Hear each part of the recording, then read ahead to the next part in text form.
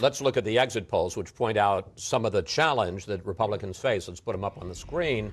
Republicans lost women by 11 points, Hispanics by 44 points, and young people by 23 points. This is the makeup of the American voting electorate in 2004, 2008, and 2012. White to non-white. What he did in Ohio was he did well enough with white working class voters, and then the African American turnout in Ohio was 11% in 2008. It was 15% in this election. The Republican share of the Asian vote has shrunk from 42% in 2004, 33% in 2008, 26% this time. And the youth vote is very worrisome, 60 to 40. The women's vote was actually big, much bigger deal in this than was the Latino vote. When you look at the exit polls, they were with us. For women, the top issues came back to the economy and jobs. Women, the president won. Latinos, the president won. African Americans, the president won. The president actually won the middle class, and I think it was actually a decisive. You know, to me, the most telling statistic in this whole race, Dee,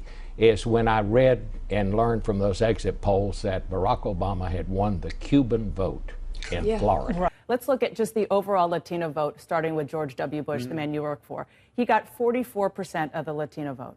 John McCain in 2008 got 31%. Mitt Romney last Tuesday got 27%, a precipitous drop. 65% of the people in the exit poll of this election supported a pathway to citizenship. Only about 10% of Hispanics cite issues like amnesty and immigration issues and policies as what drives their vote. The Republicans need to worry about their brand and the fact they lost moderate voters by 56%. In the exit polls, it showed that Mitt Romney still had a net unfavorable rating. If you look at the exit polls, I think it was somewhere around 60% of the American people agreed with the president's position on this issue of taxes. The exit polls showed that 60% of the people agreed with it. If you look at the exit polls, voters, majority of voters, didn't say deficits were their main concern. It was about jobs and growth. You have some 70% in the exit polls who believe the economy is in bad shape, 52% who feel like the country's off on the wrong direction. And the exit polls still blame George W. Bush for the economic problems, 53%. In the exit polls of the elections, 51% of Americans said the government does too much, not too little.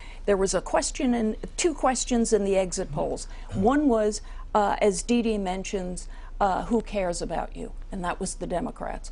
But who shares your values was the Republicans.